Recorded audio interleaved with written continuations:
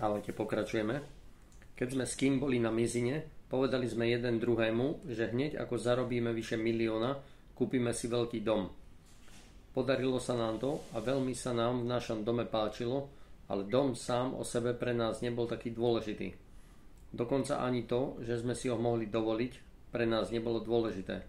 Oveľa dôležitejšie bolo to, kým sme sa stali. V celom procese rozvíjania vašej vnútornej sily, ktorá vám umožní kúpiť si veľký dom a zmeniť vaše myslenie, je dôležité predovšetkým úsilie, vzdelávanie sa a snaha urobiť preto všetko, čo je vo vašich silách.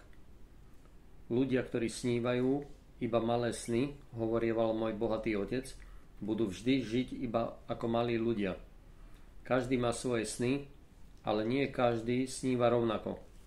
Môj bohatý otec ma učil, že existuje 5 rôznych skupín snívajúcich ľudí. Tí, ktorí snívajú v minulosti. Tí, ktorí snívajú iba malé sny. Tí, ktorí si splnia svoje sny, ale potom žijú nudný život. Tí, ktorí snívajú veľké sny, ale nemajú žiaden plán, ako ich naplniť a končia tak, že nemajú nič. Tí, ktorí snívajú veľké sny a uskutočnia ich a majú ešte väčšie sny. Tí, ktorí snívajú v minulosti. Do tejto skupiny patria ľudia, ktorí si myslia, že ich najväčšie úspechy v živote sú už dávno za nimi.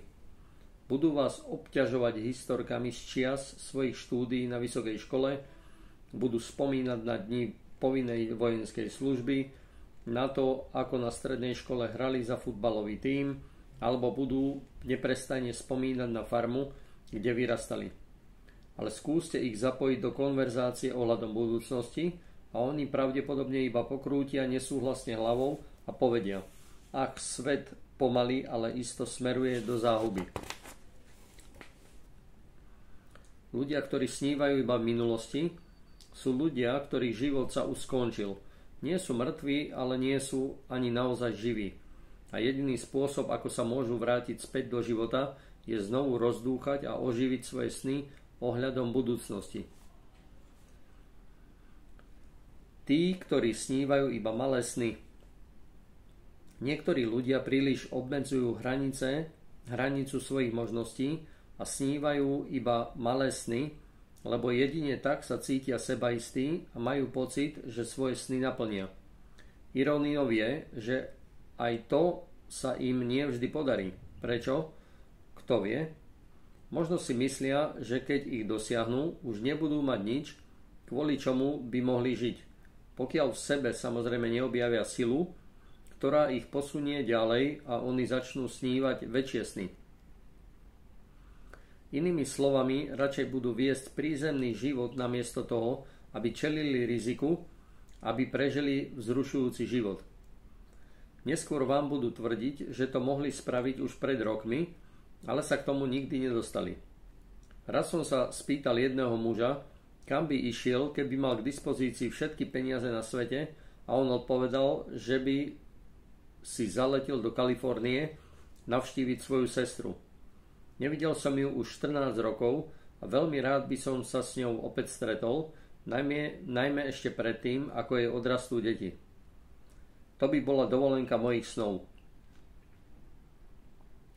Vtedy by ho taký výlet vyšiel zhruba $500. Poukázal som na to a opýtal sa ho, prečo sa za ňou ešte nevybral. Povedal mi, určite tam pôjdem, ale momentálne som veľmi zanepráznený. Tak vidíte, to bola jeho dovolenka snov, o ktorej iba sníval, namiesto toho, aby sa jednoducho zobudil, nasadol do lietadla a išiel navštíviť svoju sestru. Môj bohatý otec mi neraz povedal, že práve takí rojkovia sú často veľmi nebezpeční. Žijú ako korytnačky, zašití vo svojej pokojnej izbietke, vypchanej vatou. Ak im zaklopkáš na ich pancier a chceš nakúknúť dnu, môžu sa rýchlo vysunúť von a uhryznúť ťa.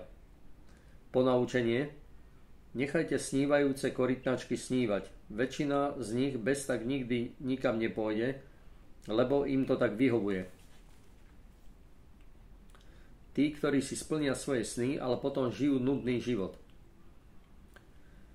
Jeden môj priateľ mi raz povedal, pred 20 rokmi som sníval o tom, že zo mňa raz bude doktor. Tak som sa stal doktorom. Mám to povolanie rád, ale život ma nudí. Niečo v ňom chýba.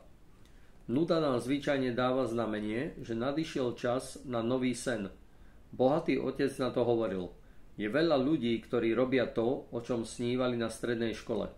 Problém je v tom, že už dávno na strednej škole nie sú. Je čas na nové dobrodružstva. Tí, ktorí snívajú veľké sny, ale nemajú žiaden plán, ako ich naplniť, a končia tak, že nemajú nič. Nazdávam sa, že všetci poznáme niekoho, kto spadá do tejto kategórie. Títo ľudia zvyknú hovoriť. Práve mám za sebou prvý výrazný úspech. Chcel by som ti povedať niečo o svojom novom pláne. Tentoraz to bude iné. Začínam nový život. Budem viac pracovať, splatím všetky svoje účty a začnem investovať. Práve som sa dopočul o novom podniku v našom meste, ktorý hľadá niekoho s mojou kvalifikáciou. To by mohla byť prevratná zmena v mojom živote. Môj bohatý otec na to mal ako zvyčajne svoj názor. Takí ľudia sa snažia dosiahnuť veľa, ale všetko chcú robiť po svojom. Iba málo ľudí však dosiahne svoje sny takým spôsobom. Mali by naďalej snívať, urobiť si plán a potom si nájsť tým, ktorý by im pomohol svoje sny dotiahnuť do konca. Tí, ktorí snívajú veľké sny, uskutočnia ich a majú ešte väčšie sny.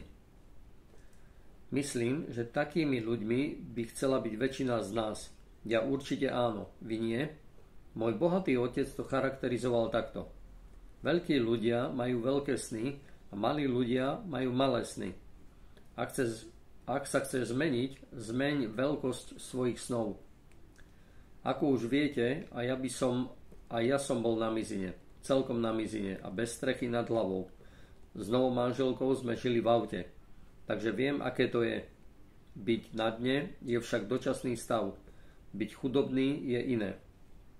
To je stav mysle.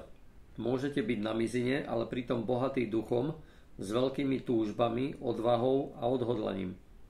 Snívať veľké sny vás nestojí nič a nedáte ani cent navyše za ešte väčšie sny.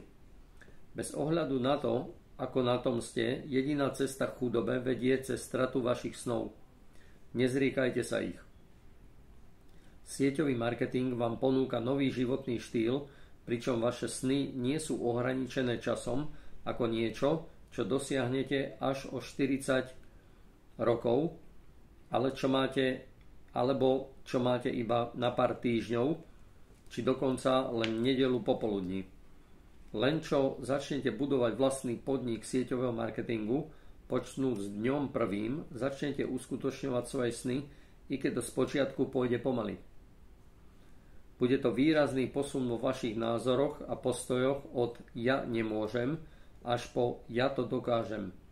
Od stavu, keď ste vydaní na milosť a nemilosť okolnostiam, až po prevzatie kormidla života do vašich rúk a od vlastného uväznenia až k slobode. H.D. Thoreau v závere svojej knihy Walden Meditácia o seba určení v živote píše: Z vlastnej skúsenosti som sa naučil toto. Ak človek sebaisto postupuje v ústretí svojim snom a usiluje sa žiť tak, ako si predstavuje, stretne sa s nečakaným úspechom, ktorého by sa za bežných okolností nedočkal. Sám by som to lepšie nevyjadril.